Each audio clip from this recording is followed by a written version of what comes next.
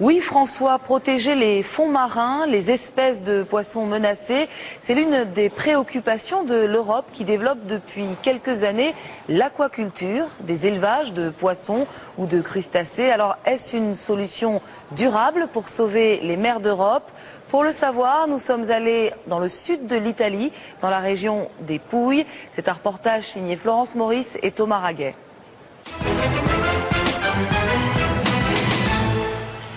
Bichellier, un petit port de pêche dans les Pouilles au sud de l'Italie. Ces barques, ces bateaux de plaisance et au large du poisson comme s'il en pleuvait.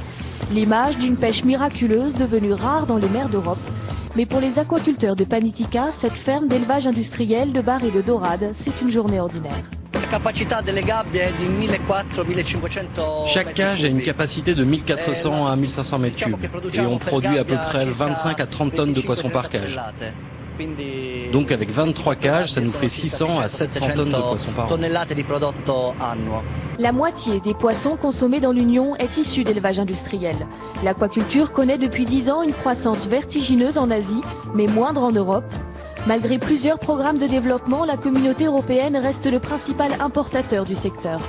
Stefano, le patron de Panitica, a reçu 1 million d'euros d'aide en 8 ans. Une aide précieuse, mais au siège régional du ministère de la Pêche, qui gère les subventions, on déplore la lenteur administrative de l'Europe. On est en fin 2009 et on n'a pas encore reçu la totalité de l'argent du plan de financement européen 2000-2007. Donc, par exemple, un pêcheur qui veut se lancer et qui finance ses premiers travaux, il fait construire une cabane, un bateau, etc. Si la subvention sur laquelle il compte pour démarrer son activité arrive trop tard, il finit par laisser tomber et il perd tous ses investissements. Cela entraîne une baisse d'intérêt des éleveurs pour l'aquaculture. Pour satisfaire la demande des consommateurs, il faudrait doubler la production européenne. À quelques kilomètres au nord de Bichellier, sur ces côtes bondées de touristes l'été, on s'arrache les précieux mètres carrés d'accès à l'eau. Entre 2008 et 2009, dans certaines zones, le prix des concessions a été multiplié par 5. La perspective d'une prolifération de cages à portée de regard ou de plage inquiète les professionnels du tourisme. Ils redoutent pollution visuelle et détérioration de la qualité de l'eau. C'est un gros problème, car lorsque les cages sont vraiment près des plages, il y a des gens qui disent que l'eau est empoisonnée parce que quand on nourrit les poissons, les graisses remontent à la surface et tout le reste s'accumule dans le fond. L'oxygène se raréfie et l'écosystème ne se développe plus. Retour à bord du Panitica. Ici, la production se fait offshore. Les cages sont enfouies à 20 mètres de profondeur au large de la côte, à l'abri des regards. Le renouvellement de l'eau est meilleur, ce qui limite les risques de pollution. Désormais, les autorités italiennes privilégient cette forme d'élevage, mais cela ne résout pas le principal problème des écologistes, le mode d'alimentation de ces poissons. Ils mangent surtout des farines de poisson. On leur donne aussi des antioxydants, de la vitamine C, des lipides, mais principalement des farines de poisson, et plus ou moins selon les âges. Ces farines représentent 20 à 60% de l'alimentation des poissons. Elles contiennent les protéines indispensables à leur croissance, mais problème, elles sont fabriquées à partir d'espèces sauvages. Il faut empêcher 1 à 3 kilos pour nourrir un seul kilo de poissons d'élevage. Des recherches sont en cours pour trouver des alternatives, mais pour les spécialistes, cela reste un dilemme. Et si l'aquaculture n'était pas une solution durable? Metti un impianto di acquacoltura Si la densité d'élevage est trop importante, qu'on s'installe dans une zone côtière où l'hydrodynamisme n'est pas suffisant et qu'on utilise de la nourriture riche en farine de poisson, si on réunit ces facteurs, on obtient le trio infernal de l'aquaculture non durable.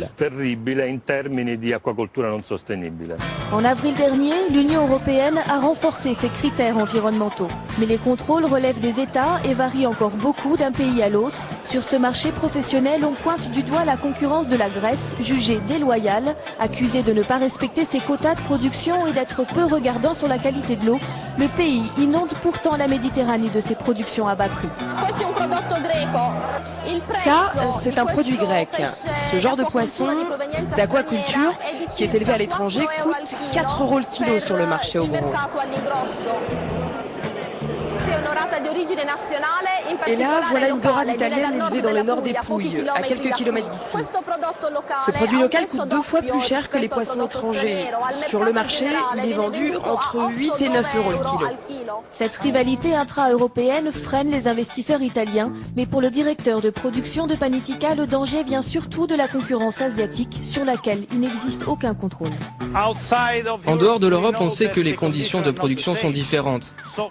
La main-d'œuvre est moins chère et ils n'ont pas les règles sanitaires que nous devons suivre ici. Il est évident que nous devons respecter ces règles. Je suis d'accord, mais il faut comprendre que le déficit de production que connaît l'Europe est dû à cette différence.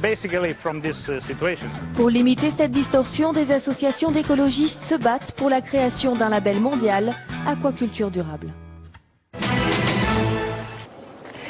Voilà pour ce reportage réalisé dans le sud de l'Italie. Avec nous sur ce plateau, Jean-Paul Besset. Bonjour. Bonjour. Vous êtes tout nouveau député européen. Vous siégez ici au groupe des Verts au Parlement européen. Vous avez été élu en juin dernier en France sous les couleurs d'Europe Écologie. À vos côtés, une représentante du Portugal, également nouvelle eurodéputée. Bonjour, Maria Patrão Neves. Vous siégez au groupe du Parti populaire européen. Je vous ai vu beaucoup réagir sur ce reportage. Une question toute simple. Si l'on se place du point de vue du consommateur, ce poisson que l'on a vu tout au long du reportage, quel goût a-t-il? Est-ce que c'est bon du poisson issu de l'élevage d'aquaculture? Jean-Paul Besset, vous en avez déjà mangé? J'en ai déjà mangé. Je ne me prononcerai pas du point de vue culinaire parce que j'ai pas un Mais palais il a le même spécialisé. goût qu'un poisson pêché. Oui, a priori, je ne crois pas qu'il y ait de grandes différences de ce point de vue-là. C'est pas ça le problème. Le problème, c'est que l'aquaculture, du fait de l'augmentation de la demande mondiale, je rappelle que le poisson sert à alimenter en protéines animales un tiers de la population mondiale. C'est un enjeu considérable pour l'avenir, considérable. Si les ressources halieutiques continuent à baisser de cette façon-là, c'est un tiers de la population mondiale qui est fragilisée. Donc l'aquaculture monte en puissance et elle est quasiment au même niveau maintenant que la production des pêches. Le problème, c'est qu'il faut faire attention, c'est dangereux. Il faut la réguler, il faut la réglementer. On ne peut pas laisser l'aquaculture se développer de manière sauvage. Alors, est-ce que c'est une bonne chose, l'aquaculture, pour l'Europe, pour le consommateur, pour l'environnement? Je suis tout à fait d'accord avec ce que vous avez dit. Il faut la réglementer. Ça, c'est bien sûr. Mais l'aquaculture, c'est nécessaire maintenant pour l'Europe. Pas de doute sur ça non plus. Nous savons que en Europe, il y a de 60% de poissons qu'il nous faut importer. Nous savons aussi que il y a d'autres régions du monde, par exemple l'Asie, qui a une production d'aquaculture que c'est vraiment significante.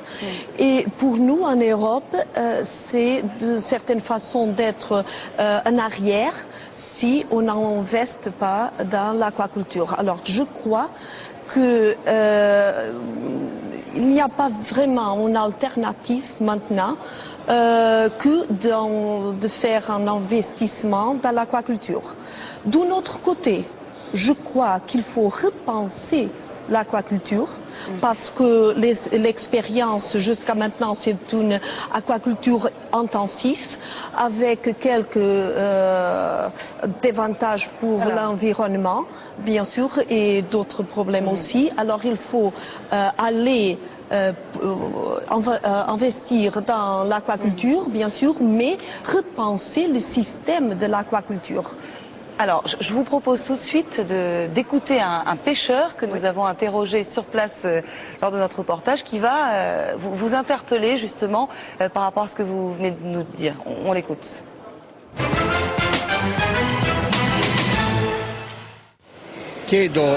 Voilà ma demande. Je voudrais dire à l'Union européenne qu'il faut qu'elle change de méthode et qu'elle comprenne que l'aquaculture n'est pas une solution à nos problèmes et qu'il faut l'éliminer. Car c'est mauvais pour le marché du poisson et pour la santé. C'est ce que je pense. Voilà, l'aquaculture, mauvais pour le marché, mauvais pour l'environnement. Qu'est-ce que vous répondez à ce pêcheur? C'est une question directe et ce pêcheur, sa question est légitime. Parce que la vraie question, elle n'est pas de développer sans limite l'aquaculture pour compenser les baisses de ressources de stock de poissons sauvages dans la mer. La priorité, elle est de préserver, de régénérer, de conserver et de faire renaître les stocks de poissons vivants, vivaces, sauvages dans les océans. Donc l'aquaculture ne doit pas remplacer la pêche. Il a raison de ce point de vue-là. Ça serait catastrophique du point de vue environnemental, économique et social. Les trois choses se tiennent toujours. Donc l'aquaculture est une solution de complémentaire par rapport à la pêche sauvage, à la pêche traditionnelle, à condition qu'on crée bien les conditions de durabilité de cette pêche traditionnelle. Alors comment créer ces conditions de durabilité, avoir à la fois une aquaculture durable, mais en préservant, en tenant compte du sort des pêcheurs qui ont raison d'être inquiets tout de même? Mais voilà, encore une fois, je crois qu'il faut repenser le système d'aquaculture. Jusqu'à maintenant, nous avons fait une aquaculture intensive qui privilégie la quantité et pas vraiment la qualité. Je crois qu'il faut tenir en compte la qualité et il ne faut pas faire seulement faut faire attention seulement à la quantité. Et en ce qui concerne... Quelles normes l'Europe doit-elle imposer pour justement favoriser une aquaculture de qualité? Tout d'abord, si on parle de l'aquaculture côtière, il faut prendre en soin tous les intérêts et le film a montré qu'il y a des intérêts qui se choquent. Alors il faut avoir en compte ce qui se passe parce qu'il est possible de faire une aquaculture, disons, modérée, ce que j'appelle en investissant en qualité, pas vraiment dans la quantité, et aussi offshore. Ça, je crois que c'est la meilleure solution. Il faut étudier les territoires maritimes, voir quels sont les meilleurs points pour installer cette industrie. Il faut aussi prendre soin de l'espèce de poissons qu'on va créer, parce que oui, ça c'est très important. Ces poissons qui sont nourris aussi avec des farines. Voilà, oui, voilà. mais Il faut faire un choix. Oui, mais il faut faire un choix.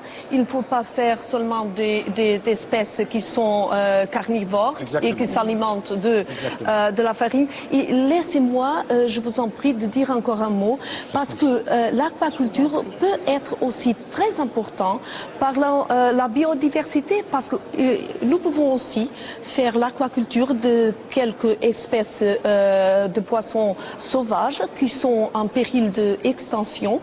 Et alors, on peut aussi utiliser l'aquaculture, pas seulement pour la nourriture, mais aussi pour augmenter la biodiversité ou pour renforcer la soutenabilité de la biodiversité. La durabilité, mais comment l'Europe concrètement fait-elle respecter ces règles? Quel contrôle? Pour l'instant, il n'y a pas grand-chose du point de vue de l'agriculture, de l'aquaculture, pardonnez-moi. Mais on revient, on fait pousser la mer comme on fait pousser les champs.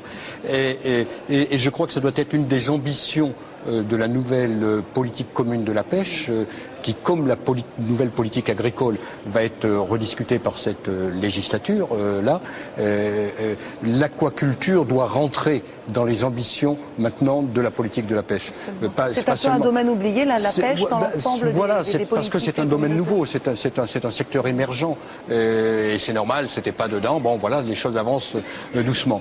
Et dans ce cadre-là, je crois que il faut réfléchir aux régulations, aux réglementations, qui ne soient pas des carcans, mais qui aient pour souci de préserver cet équilibre entre l'environnement et les hommes, entre l'environnement et le social. Et de ce point de vue-là, il y a une mesure qui est toute simple, c'est qu'il faut privilégier en aquaculture l'élevage des poissons herbivore par rapport aux poissons carnivores. Parce que les pêcheurs l'ont très bien dit. Il faut 5 kilos de poissons sauvages pour faire 1 kilo de saumon. En quelques mots pour conclure ce débat, vous êtes d'accord avec cette option prônée par votre collègue? Je suis d'accord qu'il faut avoir d'autres espèces aussi. Ce n'est pas vraiment une question de choix. Ce n'est pas éliminer les espèces carnivores, mais c'est d'avoir les deux. Et laissez-moi encore souligner ici un autre aspect qui a été suggéré par le pêcheur. Je crois que l'aquaculture peut être aussi très important au niveau social parce qu'il y a plus d'emplois et aussi l'exigence de formation professionnelle c'est plus élevé. Alors ça c'est bon aussi pour la classe des pêcheurs. Une filière économique importante. Merci beaucoup, merci à vous deux d'avoir été avec nous et je vous propose juste avant de partir un petit clin d'œil culturel, des images d'un spectacle musical composé par un jeune artiste qui met en scène l'Europe dans tous ses états. La tournée vient de commencer. On regarde un extrait.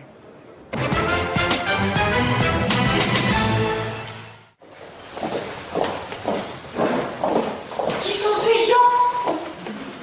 Ce sont les interprètes des langues officielles de l'Union européenne. Vous les connaissez tous? Celui-là, par exemple, c'est le suédois qui traduit l'allemand. À côté de lui, il y a le suédois qui traduit l'anglais, et à côté, la suédoise qui fait l'italien. Ça, c'est le slovène qui traduit le portugais, et ça, la française qui traduit le castillan, est assise près du polonais qui traduit le tchèque, mais le tchèque qui traduit du polonais, il est là-bas, loin, on leur a demandé de se mettre à côté pour simplifier, mais il n'a pas compris. L'estonien qui fait le lituanien est à côté du lituanien qui fait l'estonien, ça c'est bien. Le grec qui fait l'italien n'est pas à côté de l'italienne qui fait le grec, qui est là-bas. Voilà le letton qui traduit le slovaque, et là je reconnais la hongroise qui traduit le français, elle est entre le finlandais qui traduit l'allemand et l'anglaise qui traduit le grec moderne, d'accord? Voilà, c'est la fin de cette émission. La semaine prochaine, on sera à Strasbourg. Et on parlera notamment du dossier des jeux en ligne en Europe. Merci de votre fidélité.